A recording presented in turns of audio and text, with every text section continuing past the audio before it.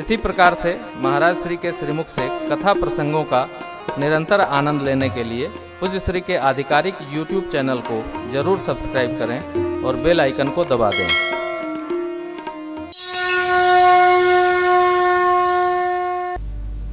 जो वस्तु अपनी नहीं है उसको अपना नहीं मानना चाहिए। हमारे आपके दुख का एक ही कारण है, जो वस्तु अपनी है उसको हम अपना नहीं मानते हैं और जो कभी अपने नहीं होने वाली है उसी को अपना मानते हैं,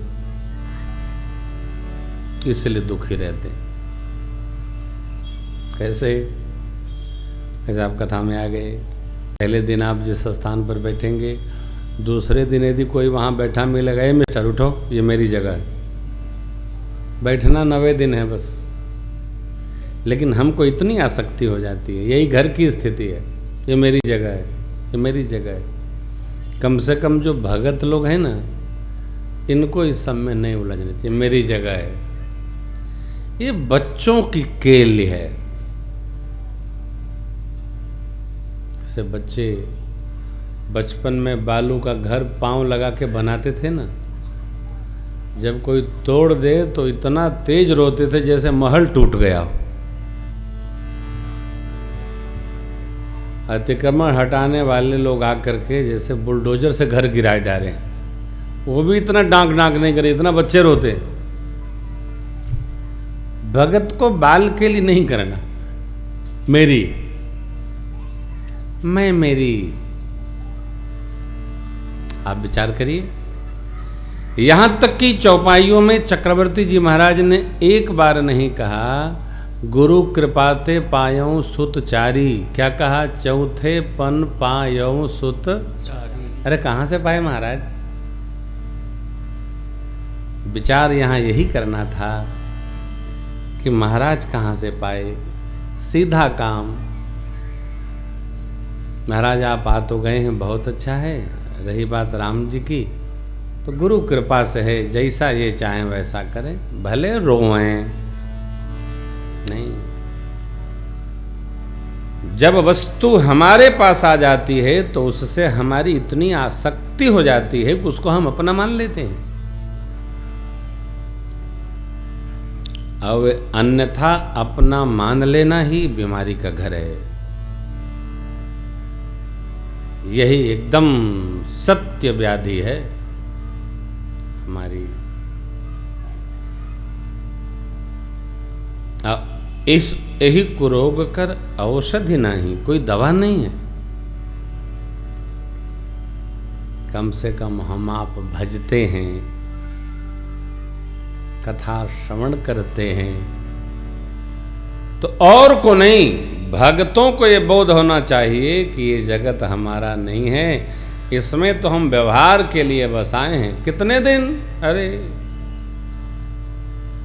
किसी ने एक भजन का आग्रह किया है, देखो ये भजन मैंने गाना बंद कर दिया है, लेकिन समय आएगा तो अवश्य सुनाऊंगा आपको।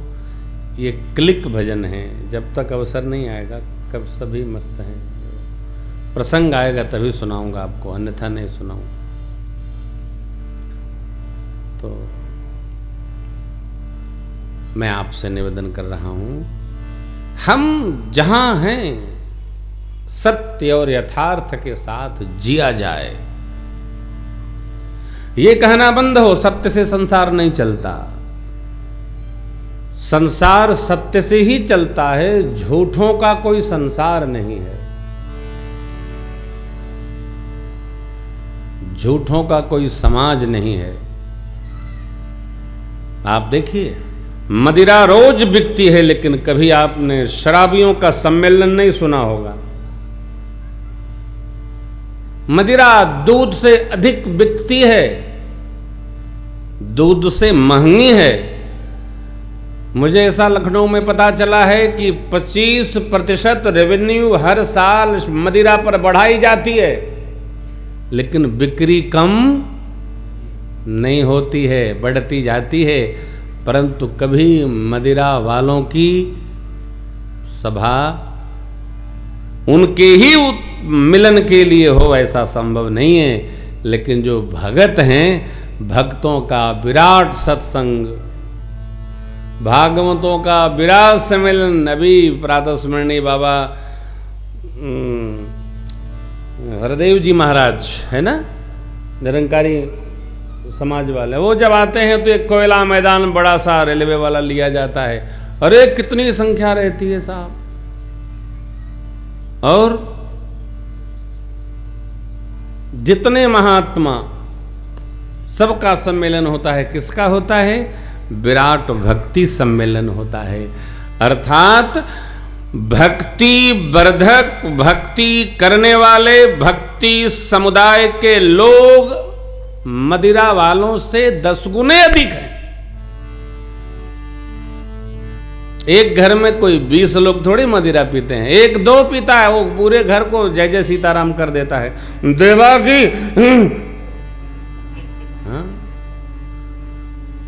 बहू भी बेचारी काम करके लाती है, उसको पिलाती है कि चल ठीक है बस पिए रह, कम से कम घर में तो दिख रहा है ना। लेकिन आप विचार करो, एक घर में कितने सत्संगी, 10 लोगों में 8 सत्संगी हैं। ये कहना कलयुग में साहब विकारे विकार है, ये अज्ञानता, हमें नहीं मानता। कलयुग में विकार नहीं, कलयुग में आज भी विचारों में सत्संग है, समागम है, साहित्य है, सत्य है, भगवान है, भक्ति है। अरे अपार श्रद्धा है लोगों में, हो खूब आनंद है, बहुत संख्या है। हम लोग तो बैठते ही नहीं हैं, गाते ही रहते हैं। अपना मान के नहीं गाते, ये भगवान गवाते हैं इसलिए गाते हैं। अपना क्या है? क्या अपना है? एक सूचना आपको दे रहा हूं, आप विस्मरण नहीं करेंगे। 8 की कथा मैं 2 बजे से करूंगा, 2 बजे से 5 बजे। हमारे ऑल इंडिया प्रेसिडेंट जो संस्था के हैं श्रीमान वीरेंद्र कुमार जी गुप्त, नीलकंठ स्वीट्स लखनऊ, उनके 4 बच्चे हैं, 3 का ब्याह हो गया है, एक छोटका बचा है, उसकी 8 को शादी है। बड़े वाले में भी शादी पड़ गई थी तो बड़का तो बड़ा नाराज रहता है। छोटका बोला चाचा आईबा गेहूं में गोली। नहीं बेटा हम कानपुर में आएंगे, तो आपसे मेरी प्रार्थना है थोड़ा हमको आप सहयोग करेंगे, क्योंकि मैं व्यासपीठ से सीधे ही जाऊंगा वहाँ। परिवार चलाने के लिए सबको समाहित करना पड़ता है।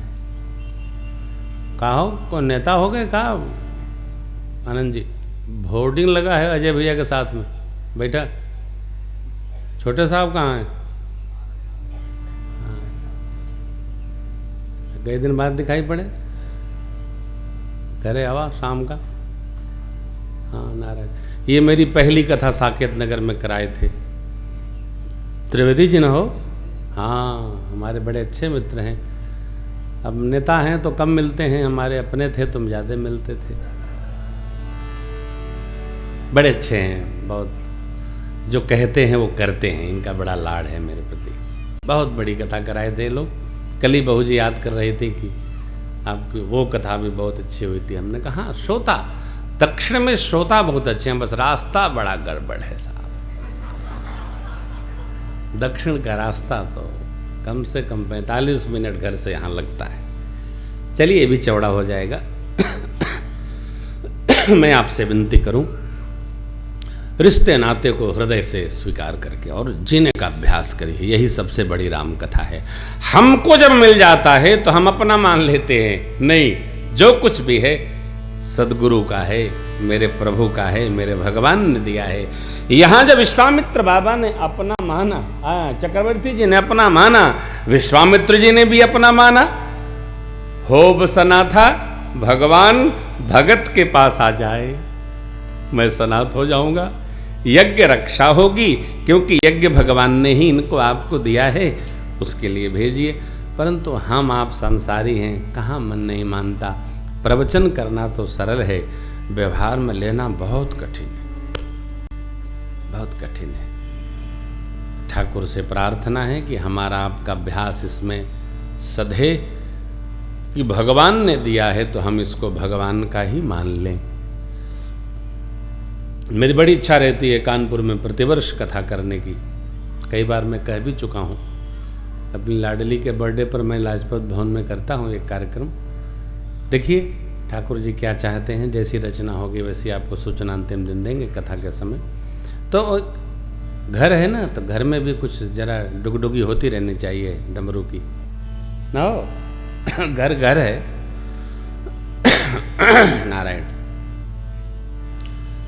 मैं इस प्रसंग के आश्रय में आपसे कहूं, जब कोई हमारे पास यज्ञ के लिए आवे, मंदिर के लिए आवे, भगवान के लिए आवे, तो ध्यान रखना, न देने वाले कहते हैं तनी घरवा में राय कलें, लड़कन से पूछ लें। अरे भाई लड़कन से बाद में पूछना, पहले मंदिर में सीमेंट पहुंचाओ फिर बाद में पूछना। कोई हड़काएगा तो थोड़ा हड़क लेना। भगवान के काम में, गौशाले में, मंदिर में, औषधालय में, विद्यालय में जो लग जाएगा वही हमारे अकाउंट में जुड़ेगा। जो घर वालों में लग जाएगा वो सब साहब ट्रस्ट में चला जाएगा, उसका अपने लिए कोई लाभ नहीं है। मान के चलो।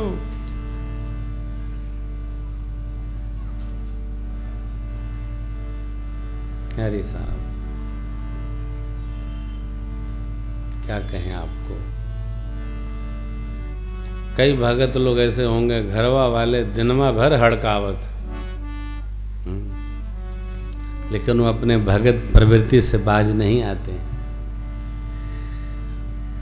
परमार्थ साधन जिसने साध लिया उसने अपने जीवन को धन्यता प्रदान कर ली। आओ, अरे भाई इनका कोई काम करना है, कई बार कह चुके हैं, आज करवा दूंगा। तुम लोग जाइबा ना आज?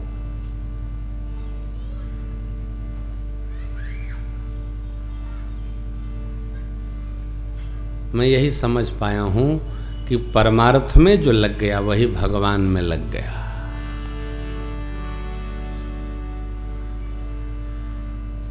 आप हमसे कहेंगे ना कि महाराज करो, तो हम पूछेंगे नहीं, हम तुरंत कहेंगे कह लो। धीरे धीरे लेते रहना, इकट्ठा नहीं, कर देंगे। हमारी घर से भी बैठी, हम इनसे भी नहीं पूछते, हम कर देते हैं, बाद में हड़काए जाएंगे, देखा जाएगा। हाँ कर देते हैं, बाद में जब केहू बताई तब ना। हम तो, हमारे अंदर तो ऐसा लंबा पेट है कि हम तो बताते नहीं। गांव भले बतावे कि हाँ कर रहे हैं कुछ, कह दो। आपकी परमार्थ में ऐसी गति होगी तब आपके हृदय का आनंद बढ़ेगा। और ध्यान रखना, जब भगवान में आप लगोगे तो भगवान अपने हिसाब से, अरे भाई बैंक को पैसा दे दो तो बैंक अपने हिसाब से 5%, 6%, 8%, 10%, 10.5%। भगवान परसेंटेज में नहीं देते हैं। तुम 1 लाख दोगे तो 10 लाख देगा। भगवान में 1 घंटा भजो तो भगवान 9 घंटा ठीक करते। भगवान को 1 साल उम्र दो, भगवान 9 साल बढ़ाते हैं। करके देखो ना। अब आप देखिए, हम लोग निरंतर कथा करते हैं, निरंतर कथा करते हैं। हम लोग कथा नहीं करते, कथा भगवान हमसे करवाते हैं। जहां नहीं रहते हैं वहां भी सीडी से लोग कथा सुनते रहते हैं। हम यहां हैं लेकिन वहां जहां कथा चल रही है वहां भी हैं। आप भी जब परमार्थ करेंगे तो आप जहां नहीं रहेंगे वहां आपका नाम रहेगा।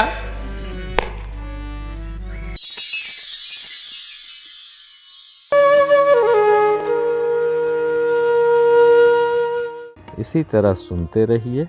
चैनल को सब्सक्राइब करिए, बेल आइकन को दबा दीजिए और पुण्य अर्जन के लिए अपनों में शेयर करिए।